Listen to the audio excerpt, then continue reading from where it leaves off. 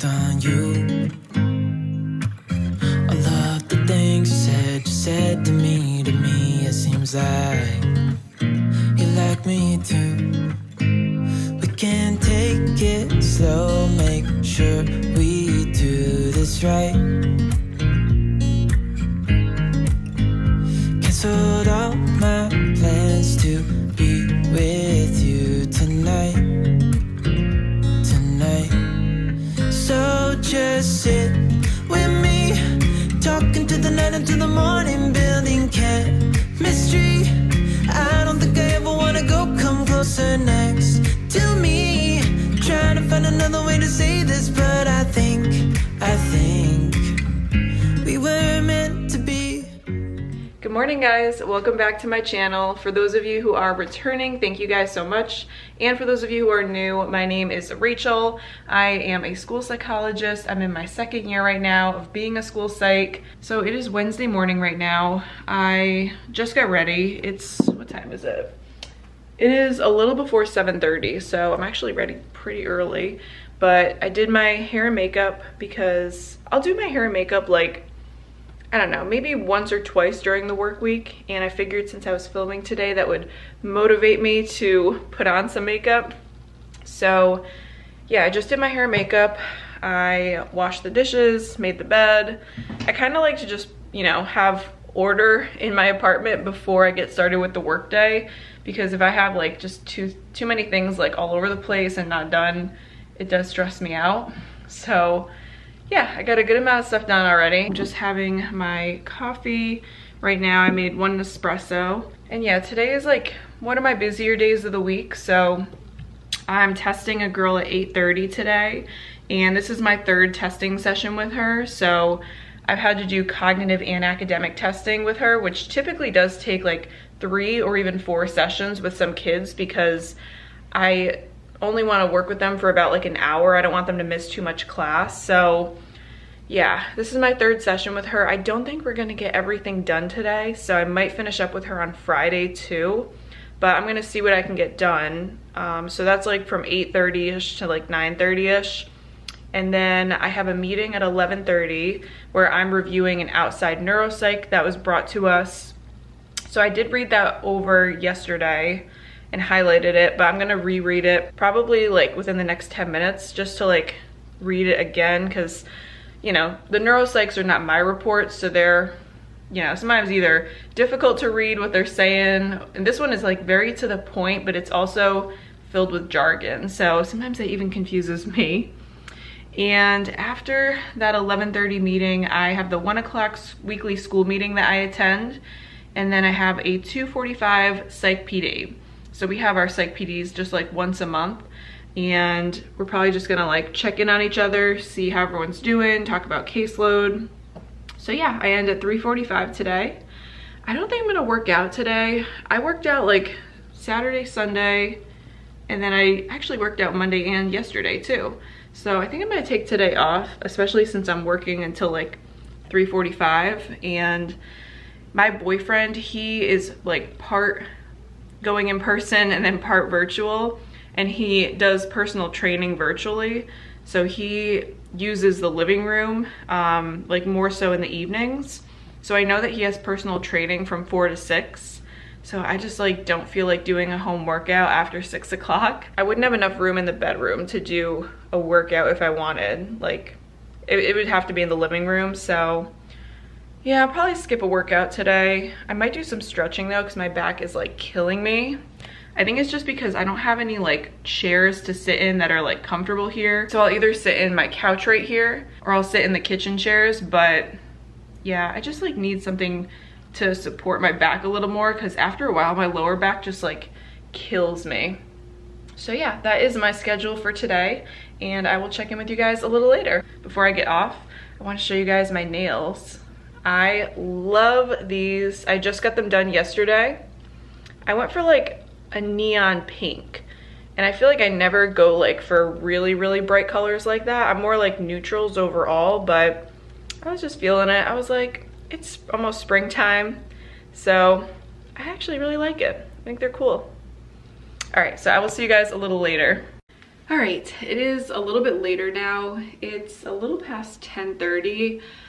I just spent the last 2 hours testing a student, and we did have some like technical issues where her laptop froze and then it like ended up breaking, or I don't know what happened to it, but thankfully she was able to get back on using a different device. But yeah, it was just kind of back and forth with that. So I was like, and I knew we had a lot to do, so I was nervous that we weren't going to be able to finish, but she seemed fine with just continuing. So I ended up getting it all done, but it did take like pretty much 2 hours. So yeah, I only had half a bagel for breakfast. I kind of want to make something else because then I have my 11:30 meeting. So I think I'm gonna have another little breakfast right now. Maybe I'll make like some eggs or something. And then I have my meeting, and then my 1 o'clock meeting, and my 2:45 meeting. And I think once I'm done for the day, I'm gonna finish that Q&A that I started last time because a couple of you left me some other questions in the comments. So I'm gonna finish up that Q&A and answer some more questions after. And yeah. All right, I'm gonna go make some breakfast because I'm hungry. So it is 11:48. My meeting at 11:30 actually did not end up happening because the parent was a no-show. So we're gonna try and reschedule that. Well, the facilitator is. It's kind of bad because sometimes when parents don't show, part of me is like, okay, that's good. Like I don't have to go to this meeting, but it's like a short-term happiness because I know we have to reschedule and eventually have the meeting. But I feel like I was kind of tired after 2 hours of testing this morning, so it is kind of nice to like not have that and have more of a break. So I am taking my lunch break right now. And while I do that, I thought I would answer a couple more questions that you guys left me on my last Q&A video that I did. So I have about 4 questions. And again, if you guys have any more questions, I'll be happy to make like a separate Q&A video. But yeah, so just let me know if you guys want like an entirely separate like Q&A part 2. So, okay, this question got asked a couple times. I was asked, what is a CAGS degree? Because I had mentioned that when I think I was talking about salary. So there's different levels of degrees. Like you get a bachelor's in undergrad, you get a master's typically when you go to a master's program. And for my program, it was a little different. So I got my master's after my 2nd year of being in the school psych program. And then after I did my full-time internship, my 3rd year of grad school, that's when we got the CAGS degree. So CAGS stands for Certificate of Advanced Graduate Studies. And a lot of school psychologists get that degree. It's considered a specialist level. So I have my master's and specialist degree.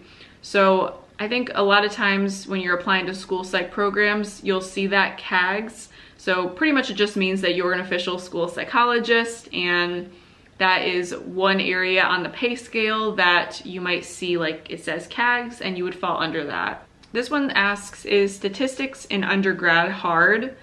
It's been a while since I took my stats class in undergrad. I think I was like a sophomore or junior, but I will admit it was challenging for me. Like I had always been okay with math, but statistics was just like such a learning curve. And the thing that made it really hard for me in undergrad was, I'll never forget this too, the teacher, he just seemed very unapproachable at first. And I'll never forget, he said to us on the first day of class, okay, there's only 3 tests that dictate your grade in this class. If you fail the first test, you're probably gonna fail the whole class. So probably not the most motivating thing to say, but yeah, so I did struggle in that class. I remember on the first exam, because again, there was only 3 tests that determined our entire grade for that class, which I think is kind of unreasonable, but I got like a 76 on the first test, and I was very upset about it because I studied a lot. And then on the second test, I was even more disappointed because I only got like an 81 or an 82, and I thought I would do a lot better. So I actually went to the professor and he helped me figure out like what I did wrong, and he actually improved my test grade from the 81 to like a 90. And then I studied my butt off for the 3rd exam, like the final, and I ended up getting a 98 on it. and I actually got an A in the class. I don't know how. Like maybe, I think my grade was on the brink of being a B, because again, this teacher, he only gave you an A, B, or C. No A plus, A minus, B plus, B minus. So yeah, that was a challenging class for me. It might look different for everybody though, so hopefully that doesn't happen for you. At least it turned out okay for me though, so that was the good thing. Okay, this one asks, talk about your time as a behavior technician. So I did talk about this a little bit in one of my previous videos, where I was a behavior technician and I worked for a company. So I was working under a couple of ABA therapists, and I would do home therapy. So I would go to a couple of people's houses and I would work with their child who was on the autism spectrum.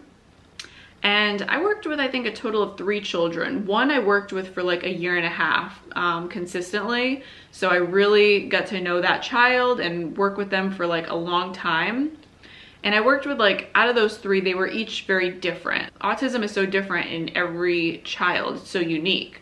So I had one student that was more low functioning and 2 students that were more high functioning. It was a very good experience, but it's also just something that I couldn't do for too much longer because it really does kind of like wear on you, especially dealing with like the challenging behaviors, you know, like hitting, screaming, kicking, sometimes spitting. Like, it is a lot to do after a while, and sometimes I like knew those behaviors were gonna come because we would set a timer for break and then we would do lessons. So I had to follow about 10 different lessons that we were working on with the students, and I would do them repetitively with the student for like 5 trials, and I would check mark whether or not they did it. So I think they would get like a plus or a minus. The students that I worked with never really enjoyed the activities, except for like maybe 1 or so that involved like drawing,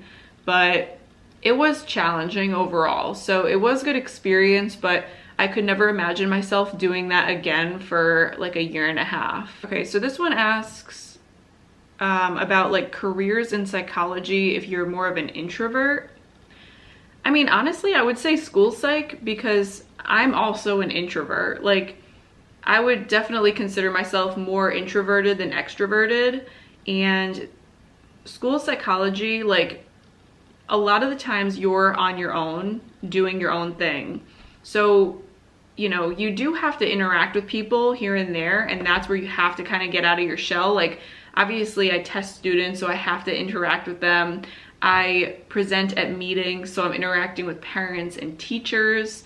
But that doesn't take up like my whole day. So a lot of times you're doing report writing by yourself. You might consult with teachers, but you get comfortable in your school where you're comfortable enough talking with staff and students. I think I'm much more comfortable talking with like kids than I am like presenting at meetings. So there are parts of the job where I feel like it's good for introverts, and then also a couple parts where it's, you know, you have to break out of that shell a little bit. I think all psych fields that you go into will have kind of aspects of both. Okay, I hope this isn't crooked. I'm like leaning my camera on my bed right now, but I just finished work for the day, and I love it because now that we've had daylight savings time, it doesn't get dark in Massachusetts until like 6:45, 7. So it is so nice. I like love when the sun is out for like the majority of the day. Kind of stinks though, because when I wake up now it's pitch black, but it's okay. I'd rather it be like pitch black just for like the first half hour while I'm awake, and then the sun be out for like, you know, a while until like 7 p.m. So since it's the end of my workday, I thought I would show you guys some of the clothes that I picked up from Natick Mall this weekend. I love the Natick Mall. If you guys live in Massachusetts, definitely go check out the Natick Mall. Rent Them Outlets is also really good if like you're looking for good deals. But Natick Mall has like all my favorite stores. So I stopped by Zara, I stopped by American Eagle. Those are like my go-tos. And then my sister wanted to go into Forever 21. And typically I don't shop there anymore. I just feel like their stuff is kind of, I don't know, cheap. But I did actually get a few cute things from there, so I thought I would show you guys. So this is the first thing that I picked up from American Eagle. This was on sale. It was $25 originally and I paid $15 for it. So it's just like a cute little cropped t-shirt. Very soft, very stretchy. I got it in a medium, which is my true size, and it fits me really well. So I thought that was cute for the summertime.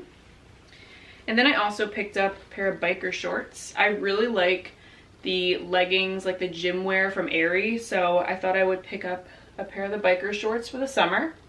And I got these in a medium too. I actually haven't tried them on yet, but I will let you guys know how they fit. And then I also got this cute sweater. This was actually 60% off at American Eagle, and I thought it was the perfect transition sweater from like winter to spring because it's really lightweight. So it's perfect to wear in like 50-degree weather, even like 60-degree weather if you don't want to wear a jacket.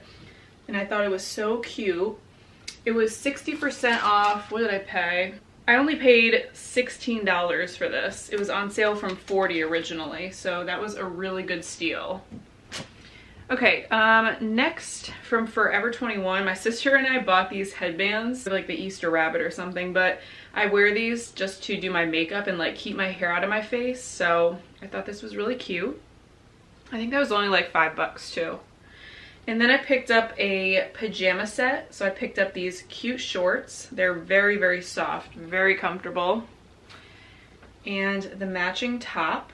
And I'm gonna try and link these things down below. I already threw out the receipts for Forever and Zara, so I can't remember how much these were. I wanna say they were like 10 each, but very comfy. I've already worn them like for a couple of nights. And then last thing I got from Forever, I thought this would be so cute for the summertime. And I was nervous because it is cropped and like, you know, with these kinds of shirts, I don't do the best with cropped, but it's very stretchy. So it actually fits me, which I was very happy about. I believe this was only like $12.99. So it was decently cheap, but I really like how you can tie it up in bows at the top. I think it's so cute. All right, and I only got one thing from Zara. Honestly, for me, even though I really like Zara and a lot of my clothes are from there, it's either like a hit or a miss every time I go. And unfortunately, it was a miss this past weekend, so I only picked up this one top.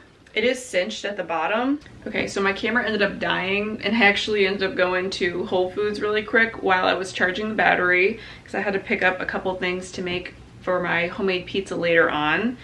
But I'm gonna show this again.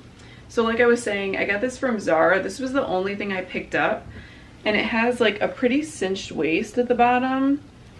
I wore this yesterday when I went to go get my nails done, and I don't really care for it. I already ripped off the tag, so I'm still gonna keep it and wear it, but just like the way that it's cinched at the bottom, and I got this in a medium, which is again my true size for most tops, but like it just rises so easily. Like it can only rise to an extent, but like it just, I feel like I constantly want to push it down. I don't know.